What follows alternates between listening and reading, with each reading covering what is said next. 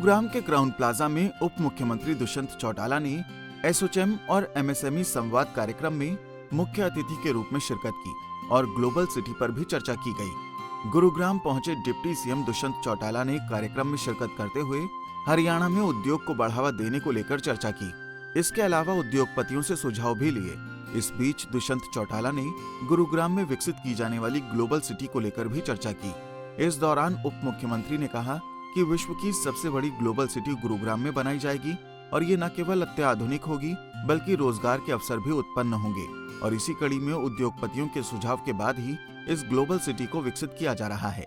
Blueprint तैयार हो गया है और आने वाले भविष्य में, क्योंकि ग्लोबल इन्वेस्टर्स को भी हम अट्रैक्ट करना चाहते हैं और बिना ग्लोबल इन्वेस्टमेंट के कोई भी प्रोजेक्ट एक नए मुकाम पर नहीं पहुंचता, तो अलग अलग देशों के अंदर भी हमने टीम्स को और जो इंडियन मिशंस हैं उनको आग्रह किया है कि वो हमारे जो प्रेफरेबल इन्वेस्टर हो सकते हैं उनको टारगेट करके उनको टेकअप करें और ग्लोबल सिटी को एक ऐसा प्रोजेक्ट हम देखना चाहते हैं जो देश को एक नए मुकाम पर लेकर जाएगा, जिसमें हर प्रकार की इन्वेस्टमेंट हो, चाहे वो फाइनेंशियल हो, बैंकिंग हो, वो सब देखें।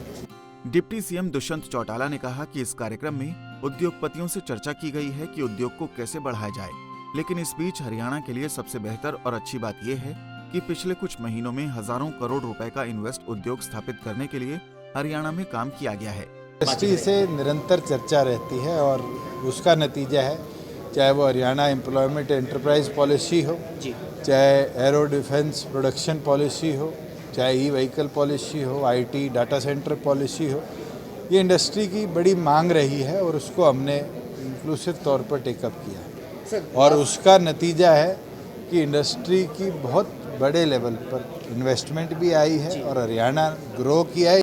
वहीं इस दौरान चौधरी बीरेंद्र सिंह के बयान पर जवाब देते हुए डिप्टी सीएम दुष्यंत चौटाला ने कहा कि चुनाव लड़ने को लेकर संगठन की तरफ से निर्णय लिया जाता है। चौधरी बीरेंद्र सिंह ने जो भी बयान दिया है उस पर मैं कुछ नहीं कह सकता, लेकिन पिछले 2.5 साल से ज्यादा समय से बीजेपी और जेजेपी गठबंधन के रूप में सरकार चला रही है और सरकार जिस तरह से विकास के कार्य कर रही है वो काफी बेहतर ढंग से किया जा रहा है, लेकिन किस पार्टी के साथ चुनाव लड़ना है, किस पार्टी के साथ चुनाव नहीं लड़ना, ये संगठन निर्णय लेता है। सवाल ये देखो, किसी पार्टी की किसी व्यक्ति की क्या सोच है उसमें बड़ा अंतर हो सकता है। मैं बहुत चीज़ सोच सकता हूँ मगर संगठन क्या निर्णय लेता है वो सेकेंडरी है नहीं होता, वो प्राइमरी होता है। मैं उनके इंटरनल डिस्कशंस के ऊपर टिप्पणी करूँ, मेरा ना तो उस पर औचित्य बनता है और ना हमारे संगठन का निर्णय। हाँ, गठबंधन है भारतीय जनता पार्टी और जननायक जनता पार्टी का, मिलकर हमने 3.25 साल हो गए प्रदेश को एक सक्सेसफुल गवर्नमेंट भी दी है।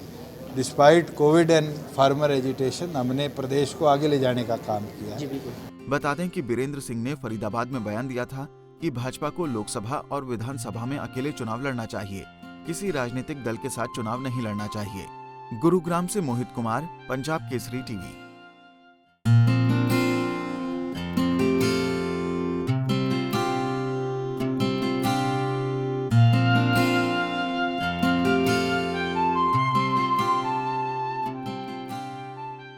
हमसे जुड़े रहने के लिए हमारे YouTube चैनल को सब्सक्राइब करें और नई वीडियो की नोटिफिकेशन के लिए बेल आइकॉन को दबाएं। अगर आप ये वीडियो Facebook पर देख रहे हैं तो लाइक जरूर करें और ज्यादा से ज्यादा शेयर करें। धन्यवाद।